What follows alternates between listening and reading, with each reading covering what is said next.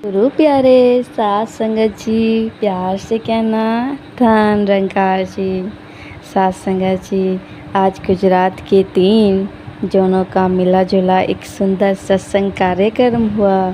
सभी ने अपने मन के भाव रखे और बताया कि इस निराकार इस परमपिता परमात्मा से ही अपनी लिप जोड़नी है। हमारे जीवन में कोई भी घटना घट रही हो, हम हर समय इस निराकार को याद रखें।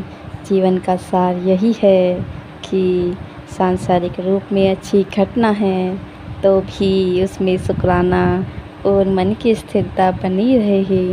अगर सांसारिक तौर पर अच्छी घटना नहीं है तो भी यह नहीं मानना कि यह अच्छा नहीं हुआ। ज़िंदगी में हर एक की परिस्थितियाँ अलग हैं, पर मन की स्थिति तो एक ही है।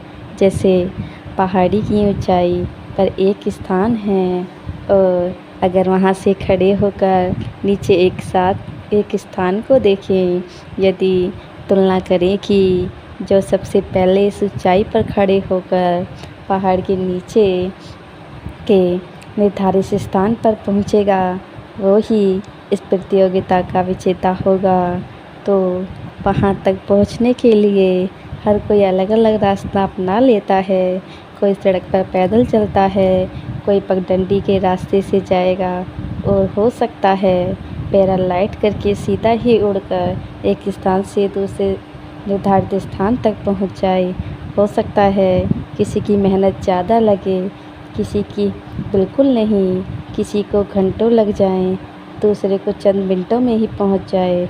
अगर हम अपने जीवन को ब्रह्म ज्ञान की नज़र से आगे देखें कि मुक्ति ही प्राप्ति करनी है तो जीवन में किसी भी रास्ते से जा सकते हैं। ज़िंदगी में तो लगेगा कि एक ही ज़िंदगी तो बहुत सहज है, पर हमारी ज़िंदगी में कठिनाइयाँ हैं।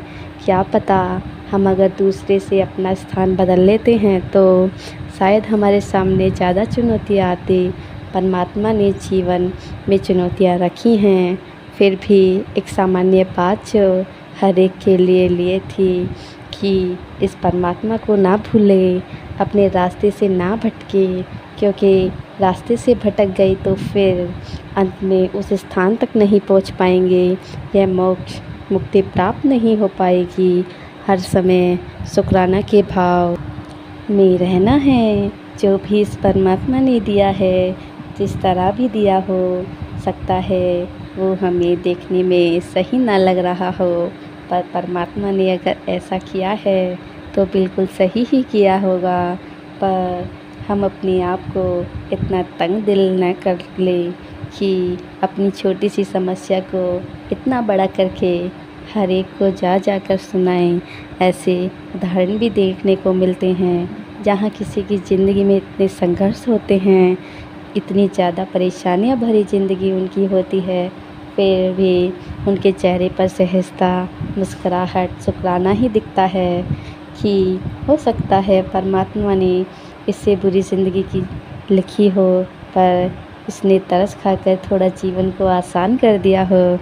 कई महापुरुषों ऐसे भी देखने को मिलते हैं जिनको चाहे पूरा शरीर नहीं मिला, जितना भी मिला है यही सोच है कि उसको पूरी तरह उपयोग करें। शरीर का अंग एक अंग नहीं भी है तो दिमाग तो पूरा है। दिमाग को सिर्फ शुद्ध विचारों से भरे परोपकारी रहें। इस निराकार द्वारा हमें जीवन में जैसा भी रास्ता मिला हो उस पर चलते रहना है। बाधाएं आए भी पर उन्हें फुल स्टॉप नहीं मानना। यह नहीं मानना कि इसके बाद तो हम अब जीवन में सब कुछ ख़त्म है, अंधेरा ही अंधेरा है, हमने हर पल में रोशनी देखनी है। घटना होकर तो ख़त्म भी हो गई, पर हम अपने मन में उसको कितना खींचते जा रहे हैं। हर स्थिति में आगे बढ़ने का तरीका यही है कि हम इस निराकार के ऊपर आधारित हों। कोशिश करें कि निराकार हमेशा याद रहे तो किसी तरह की भी नेगेटिविटी से हम ऊपर उठ सकते हैं। चाहे वो मन की बात हो या माहौल की बात हो। भगवान ने हमें इतनी शक्ति दी है कि हम पॉजिटिव इंसान बनकर इस सकारात्मकता को फैला सकते हैं। ऐसी कोशिश हमेशा जारी रहेगी। जितना भी हो सके हम दूसरों की ज़िंदगी में कुछ आराम पहुंचा पाएँ। साथ संगत जी, प्यार